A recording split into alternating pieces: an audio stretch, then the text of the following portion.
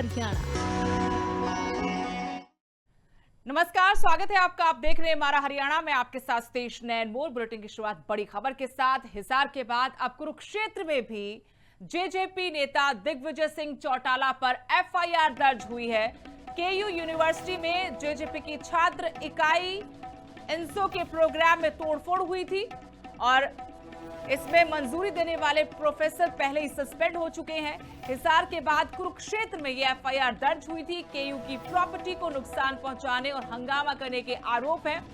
JJP की छात्र इकाई के 8 अन्य पदाधिकारियों को भी नामजद किया गया। 7 अप्रैल को केयू के डॉक्टर आर.के. सदन में प्रोग्राम हुआ था, उससे जुड़ा हुआ यह मामला है। युवा अध्यक्ष दिग्विजय सिंह चौटाला और इंसो प्रदेश अध्यक्ष दीपक मलिक पर एफआईआर हुई है। जसविंदर खैरा, मंजू जाखड़, विशाल मुकिमपुरा का नाम भी इसमें शामिल है। राजू ढुल, राजेश पायलट, नवीन सिहाग माही, इशिका पर भी मुकदमा दर्ज हुआ है।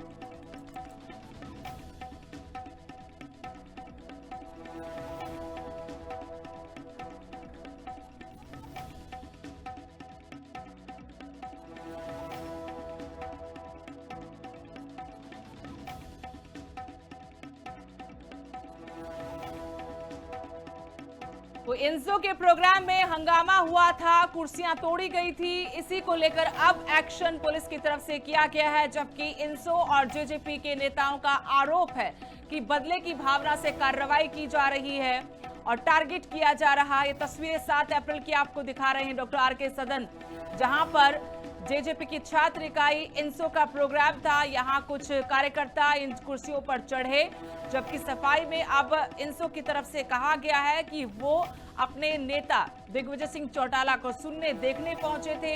इसी बीच 1-2 कुर्सी का जो नुकसान हुआ, इसको लेकर भी प्रशासन से बातचीत हुई थी। हर्जाना देने को तैयार थे, नुकसान की भरपाई को तैयार थे, कमेटी की तरफ से कहा गया था। लेकिन अब 7 अप्रैल के मामले में 17 अप्रैल 10 दिन के बाद जो एफआईआर दर्ज हुई है, ये सरासर नाइंसाफी है और इससे साफ पता लगता है कि बदले की भावना से कार्रवाई की जा रही है।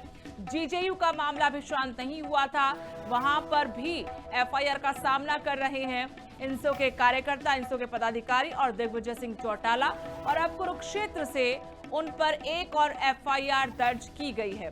इंसो का कार्यक्रम था, 7 अप्रैल को कार्यक्रम था, 17 अप्रैल को इसमें मुकदमा दर्ज किया गया है। कुछ महिला कार्यकर्ता भी बताई गई हैं जिन पर एफआईआर हुई है। दिग्विजय सिंह चौटाला का भी नाम है। आपको सिलसिलेवार तरीके से बताते हैं कि इस एफआईआर में किस किस का नाम है। इंसो की तरफ से जेजेपी के युवा अध्यक्ष दिग्विजय सिंह चौटाला, इंसो के प्रदेशाध्यक्ष दीपक मलिक भी जिन पर एक्शन हुआ है उनमें शामिल हैं। जसविंदर खैरा, मंजू जाखड़, विशाल मुकिमपुरा। और इस वक्त दिग्विजय सिंह चौटाला हमारे साथ फोन लाइन जुड़ गए हैं। दिग्विजय जी, सबसे पहले तो बहुत बहुत स्वागत आपका लिविंग इंडिया न्यूज पर।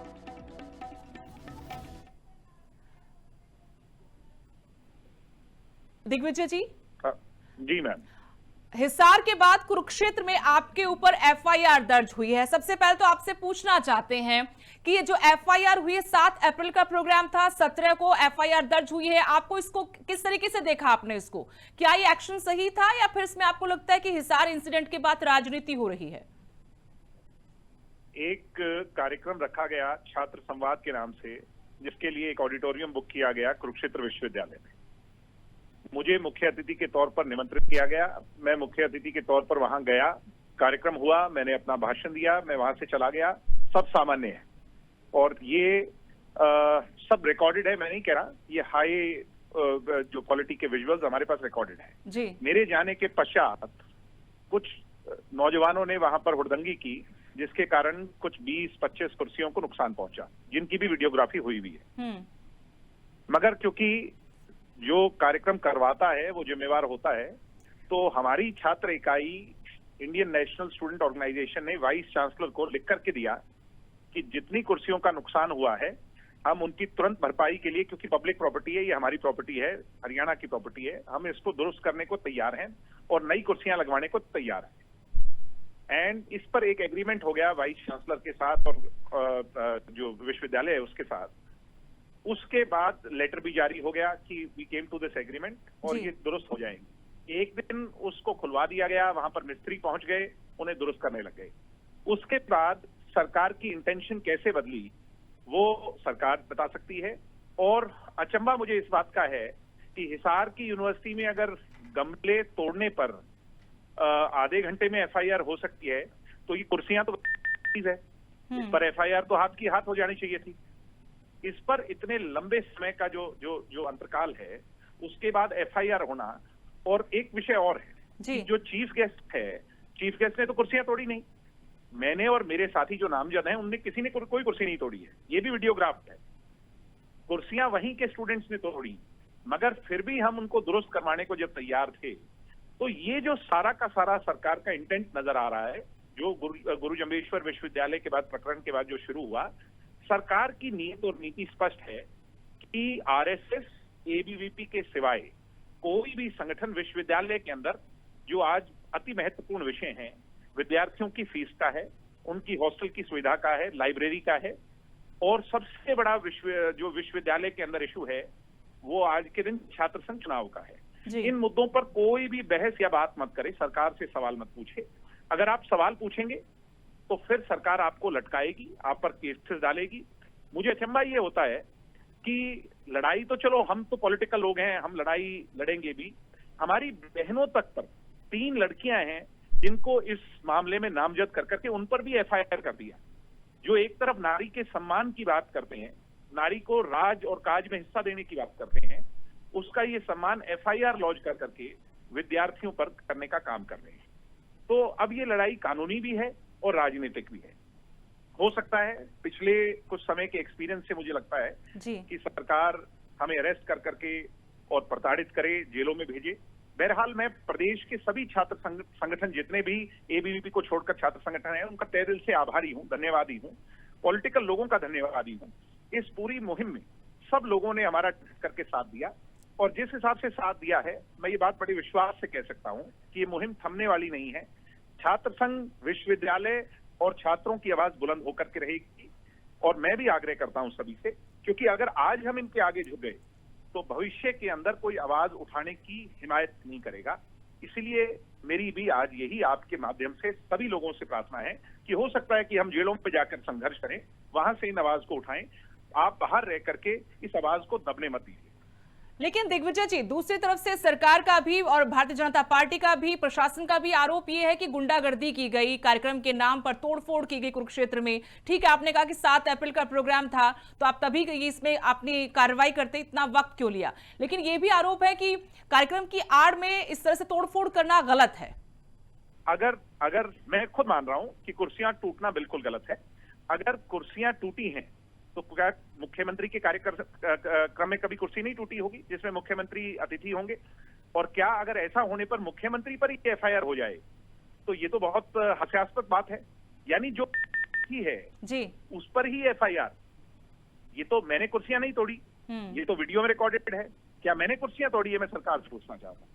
तो मैं इस बात की फिर भी रिस्पॉन्सिबिलिटी लेकर के ये कहता हूं कि जब हम उन कुर्सियों को दुरुस्त करवाने को तैयार थे तो आप उस एग्रीमेंट पर ही क्यों आए? यूनिवर्सिटी प्रशासन ने लिखित तौर पर हमारे से क्यों मांगा? और ये सारी बातों पर सहमति क्यों बनी? वहां पर काम शुरू क्यों हुआ? और उसके बाद काम को रुकवाया क्यों गया? और आज एफआईआर क्यों हो रही है? ये सारा इंटेंट जो है सरकार का, ये स्पष्ट करता है। यानी अगर हिसार में जो घटना घटी वो नहीं होती तो यहाँ पर भी कोई एक्शन नहीं लिया जाता पुलिस की तरफ से, आप ये कहना चाहते हैं? मैं ये कहना चाह रहा हूं कि सरकार इस बात को लेकर के बहुत ज्यादा परेशान और चिंतित है कि उनके स्पेस को, उनकी टेरिटरी को, जिसको एक छत्र राज वो समझते थे यूनिवर्सिटी और कॉलेजेस में, जब छात्र अपनी आवाज उठा रहे हैं तो वो इससे बौखला रहे हैं, वो इससे परेशान और जो है ना तभी ये दुस्साहस सरकार कर रही है। मगर बहरहाल कानून कोर्स जो अपना लेगा वो तो अपना लेगा ही लेगा जी। ये लड़ाई दो तरीके से लड़ी जाएगी। एक तो कानूनी तौर पर लड़ी जाएगी जिसको हम बखूबी अच्छी मजबूती से लड़ेंगे। दूसरा जनता की अदालत में भी लड़ी जाएगी, छात्रों की अदालत में भी लड़ी जाएगी। ये मुद्दा Digvijay Chautala Indian National Student Organisation का नहीं है, ये छात्रों का मुद्दा है, छात्रों के विषय का मुद्दा है। जी, बहुत बहुत शुक्रिया दिग्विजय सिंह चौटाला जी, लिविंग इंडिया न्यूज से बातचीत करने के लिए। तो ये थे जेजेपी के युवा अध्यक्ष दिग्विजय सिंह चौटाला। इनके ऊपर एक और एफआईआर दर्ज हुई है कुरुक्षेत्र यूनिवर्सिटी में डॉक्टर आर के सदन में इनसो का प्रोग्राम था, चीफ गेस्ट के तौर पर पहुंचे हुए थे और यहां प्रोग्राम के बाद की तस्वीरें आपको हम टीवी स्क्रीन पर भी दिखा रहे हैं। कुछ कार्यकर्ता इनसो के जो कुर्सियों पर कूद रहे हैं, कुछ कुर्सियां टूटी और ये दूसरी तरफ से कहा गया है कि हमने इन कुर्सियों को ठीक करवाने के लिए एग्रीमेंट पर साइन किए थे, कहा था कि हम इनको ठीक करवा देंगे, लेकिन 7 अप्रैल के बाद 17 अप्रैल को एफआईआर दर्ज क्यों की गई और एफआईआर में जिसके नाम है उसको लेकर भी आपत्ति इनसो की तरफ से जताई गई।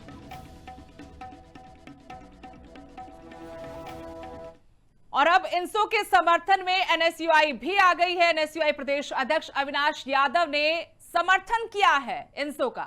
इनसो की छात्रों की लड़ाई में कहा कि हम साथ हैं आपके। जेजेयू प्रशासन पर गंभीर आरोप लगाए गए हैं। पूरा हरियाणा कहा कि इनसो के साथ खड़ा हुआ है। छात्र राजनीति का ये मुद्दा है, जबकि इसमें राजनीति हो रही है। आपको बता दें कि हिसार में हुड़दंगबाजी हुई थी। वीसी के दफ्तर के दरवाजे पर भी कोशिश की गई थी, उसको तोड़कर अंदर जाने की। वीसी पिछले दफ्तर के पिछले रास्ते से बाहर निकले थे, उसको लेकर खूब हंगामा हुआ। फिर एक और वीडियो आता है हिसार में सब्जी मंडी पुल का, जहां पर पूर्व उप मुख्यमंत्री दुष्यंत चौटाला ने आरोप लगाया कि सीआईए इंचार्ज पवन ने उनकी गाड़ी को ओवरटेक किया, गाड़ी अड़ाई, हथियार दिखाया, कुचलने की कोशिश हुई। तो खूब सियासत हो रही है इनसो पर। और साथ में जिस तरीके से दो घटनाएं घटी, चाहे जेजेयू हो या फिर केयू हो, इन दोनों घटनाओं को लेकर छात्र राजनीति के साथ साथ प्रदेश की राजनीति भी खूब गरमाई हुई है। नमस्कार दोस्तों, जैसा कि आप सभी को पता है जेजेयू यूनिवर्सिटी हिसार में क्या हो रहा है। वहां पे अगर आरएसएस को प्रोग्राम करना होता है, एबीपी को प्रोग्राम करना होता है, तो यूनिवर्सिटी वीसी गेट पर आकर उनका स्वागत करते हैं। लेकिन अगर किसी और छात्र संगठन को प्रोग्राम करना होता है तो वहां पे कोई परमिशन नहीं दी जाती। जैसे कि अभी कुछ दिन पहले हमारे इनसो के साथी वहां प्रोग्राम करना चाह रहे थे तो उन्हें परमिशन नहीं दी जाती और वो उसका विरोध प्रदर्शन करते हैं तो उस पर केसेस लगा दिए जाते हैं। ये बिल्कुल गलत है। प्रोग्राम करने का सभी को अधिकार, यूनिवर्सिटी हम सब की है, सभी छात्र संगठनों को बराबर अधिकार मिलना चाहिए। और जो इनसो के साथियों पे केसेस लगाए जा रहे हैं और उन जेलों में डाला जा रहा है बिल्कुल गलत है। हम तोड़ाफोड़ी के बिल्कुल अगेंस्ट है, लेकिन यूनिवर्सिटी हम सभी के, सभी का बराबर अधिकार होना चाहिए और इनसो के साथियों के साथ जो किया जा रहा है बिल्कुल गलत है। उधर सपा सुप्रीमो अखिलेश यादव रेवाड़ी पहुंचे। यहां पर उन्होंने एक बार फिर से अहिरवाल की राजनीति को लेकर बड़ा बयान दिया है। कहा कि अहिरवाल ही हरियाणा में सरकार बनाते हैं, मुख्यमंत्री भी अहिरवाल से ही होना चाहिए। हम अहीर रेजिमेंट के पक्ष में हमेशा रहे हैं। अपनी भांजी की शादी में पहुंचे थे अखिलेश यादव और यहां जिस तरीके से राजनीतिक बयानबाजी उनकी तरफ से हुई, एक बार फिर से अहिरवाल की राजनीति के साथ साथ पूरे हरियाणा की राजनीति गर्मा गई है। सीधे सीधे कहा कि यहां सरकार बनाने में सबसे बड़ा योगदान अहिरवाल का रहता है और ऐसे में मुख्यमंत्री भी यहीं से होना चाहिए। नहीं, उम्मीदवार क्या होता है ना, यहाँ से तो मुख्यमंत्री बने तो अच्छा रहेगा। और देखिए, अहीर रेजिमेंट के पक्ष में हम लोग हमेशा रहे हैं, अहीर रेजिमेंट के पक्ष में हमेशा रहे और इसलिए रहे कि मिलिट्री स्कूल से हम लोग पढ़े हैं। और पहली बार किसी पॉलिटिकल पार्टी ने अपने मैनिफेस्टो में लिखा होगा और न केवल अहीर रेजिमेंट बने बल्कि गुजरात रेजिमेंट भी बने, क्योंकि गुजरात के लोग कम जाते हैं फौज में, उनको भी इंस्पायर करना चाहिए, उनको भी मोटिवेट करना चाहिए, वो भी जाएं और सीमा पर हमारी देश की रक्षा करें। इसलिए जो अहीरवाल है या अहीर रेजिमेंट की जो मांग रही है हम उसके पक्ष में हैं। वहीं गुजरात रेजिमेंट भी बननी चाहिए जिससे गुजरात के लोग भी बड़ी संख्या में फौज में आए। खबर पंचकुला से, जहां सिविल अस्पताल में एक नर्स की संदिग्ध परिस्थितियों में मौत हुई है। ऑन ड्यूटी नर्सिंग ऑफिसर की संदिग्ध मौत से हड़कंप मच गया है। आईसीयू में बताया गया कि नर्स बेसुध हालत में मिली और इलाज के दौरान मौत हो गई। प्रीति बेनीवाल के रूप में मृतका की पहचान हुई है। हिसार के जुगलान गांव की रहने वाली मृतका बताई गई। हाथ में कैनुला मिलने से भी मामला संदिग्ध नजर आ रहा है। इंजेक्शन लगाए जाने की आशंका है। मौके से मोबाइल फोन भी गायब है। हर पहलू से मामले की जांच की जा रही है।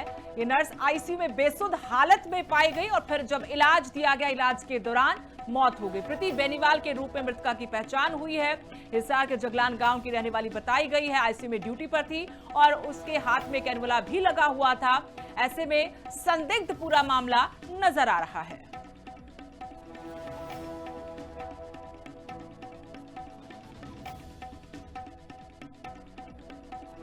और जानकारी के लिए हमारे साथ इस वक्त फोन लाइन से जुड़े हैं पंचकुला से हमारे सहयोगी तारा ठाकुर। तारा, जिस तरीके से नर्स की संदिग्ध परिस्थितियों में मौत हुई है, आईसीयू में पाई गई बेसुध हालत में, अभी तक पुलिस किस नतीजे पर पहुंची है, क्या पूरा मामला है?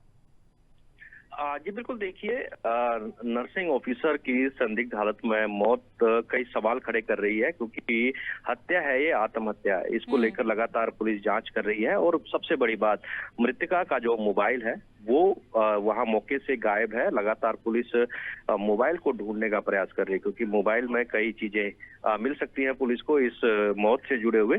और कहीं ना कहीं जो मृतका है उसके हाथ में कैनुला भी मिला है, कोई ना कोई चीज इंजेक्ट की गई है। ये खुद की गई है या फिर किसी के द्वारा की गई है, क्योंकि ये पूरा मामला अभी संदिग्ध है। पुलिस लगातार जो है वो पोस्टमार्टम करवाने की कोशिश कर रही है। जब पोस्टमार्टम होगा तब पता चल पाएगा कि क्या इंजेक्ट किया गया था। जी। और मोबाइल जो है वो लगातार ढूंढने का प्रयास जो है वो पुलिस कर रही है, क्योंकि मोबाइल में कोई वीडियो या कोई नोट जरूर हो सकता है, इससे जुड़ा हुआ चैट हो सकती है। तो अभी जो है थाना प्रभारी सेक्टर 7 वो यहाँ मोर्चरी में पहुंचे हैं, पोस्टमार्टम करवाने का प्रयास किया जा रहा है। तो पोस्टमार्टम के बाद ही अब पूरा मामला जो है वो खुलकर सामने आएगा। जी शुक्रिया तारा ठाकुर तमाम जानकारी के लिए। तो नर्स की संदिग्ध परिस्थितियों में मौत का मामला अब तूल पकड़ता जा रहा है।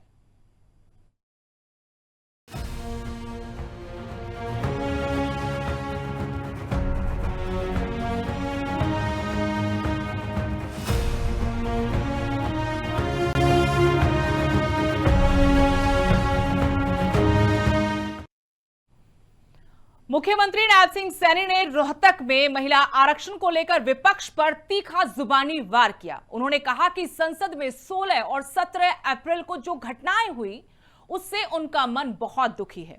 मुख्यमंत्री ने आरोप लगाया कि देश की सर्वोच्च पंचायत में बहनों बेटियों के हकों के लिए विपक्ष ने रुकावट डालने का काम किया। स्पेशल रिपोर्ट आपको दिखाते हैं। नारी शक्ति वंदन अधिनियम विधेयक गिरने से नाराजगी। सीएम सैनी ने कहा कि उनका मन अत्यंत दुखी। पीएम मोदी के नेतृत्व की सराहना की। परिसीमन पर विपक्ष पर भ्रम फैलाने का आरोप। मुख्यमंत्री नायब सिंह सैनी ने प्रधानमंत्री नरेंद्र मोदी की जमकर प्रशंसा की और कहा कि उनके नेतृत्व में केंद्र सरकार ने महिलाओं के सशक्तिकरण के लिए ऐतिहासिक कदम उठाया। उन्होंने नारी शक्ति वंदन अधिनियम को महिलाओं को राजनीतिक रूप से मजबूत बनाने वाला क्रांतिकारी निर्णय बताया।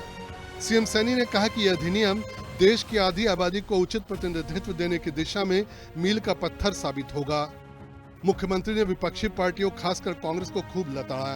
उन्होंने कहा कि नारी शक्ति वंदन अधिनियम पर विपक्ष ने भ्रम फैलाने का काम किया। विपक्ष पर अलोकतांत्रिक व्यवहार का आरोप। मुख्यमंत्री ने विपक्षी दलों विशेष रूप से कांग्रेस पर निशाना साधा और कहा कि संसद में उनका रवैया लोकतांत्रिक था। जो कुछ हुआ वो केवल राजनीतिक विरोध नहीं बल्कि महिलाओं के भविष्य पर सीधा प्रहार था। सीएम सैनी ने कहा कि विपक्ष ने लोकतंत्र की मर्यादा को तार-तार किया।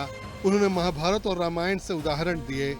विपक्ष ने नारी शक्ति वंदन बिल को रोककर लोकतंत्र की मर्यादा को साथियों तार-तार किया है। और द्वापर युग में जब कौरवों की सभा में जब द्रौपदी का अपमान हो रहा था तब कुछ महारथी चुप थे, मौन थे। वो देखा है, पूरा देश देख रहा है। और उस सभा के अंदर कांग्रेस के गठबंधन के लोग थे, उसी प्रकार के थे, उसी प्रकार के लोग थे, उसी प्रकार के लोग थे जो बैठे देख रहे थे, ताड़ियां पीट रहे थे। ये हमने बड़ा अच्छा काम कर दिया, ताड़ियां पीट रहे थे।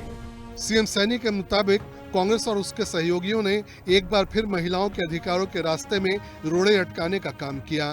सीएम सैनी ने पूछा कि विपक्ष ने महिलाओं को अपमानित क्यों किया। जब वो चला रही हैं, काम कर रही हैं, तो विपक्ष को घबराने की आवश्यकता नहीं है। क्यों घबरा रहा है विपक्ष? क्यों इस प्रकार का अन्याय किया है? किस प्रकार से उन्होंने महिलाओं को अपमानित किया है? साथियों, सच्चाई यह है कि विपक्ष को इस बात का डर है कि महिलाओं के सशक्त होने से उनकी झूठ पर टिकी वो राजनीतिक जो जमीन है वो खत्म हो जाएगी, खिसक जाएगी।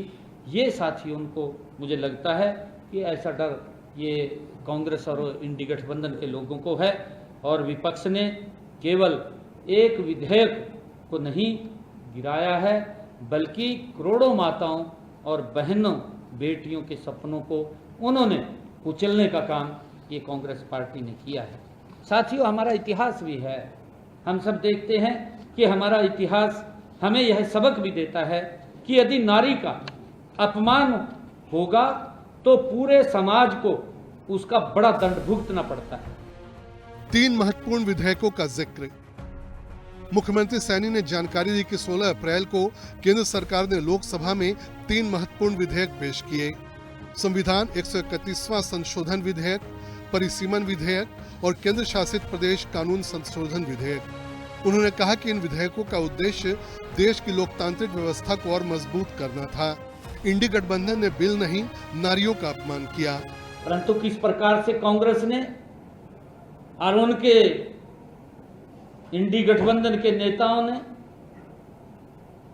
किस प्रकार से उस बिल का विरोध किया।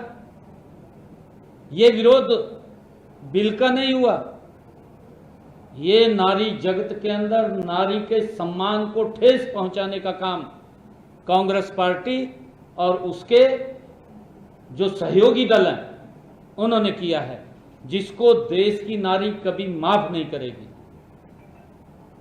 आदरणीय प्रधानमंत्री जी ने कहा भी है कि अगर कोई महिला का अपमान करता है उसको जिंदगी भर याद रखती है।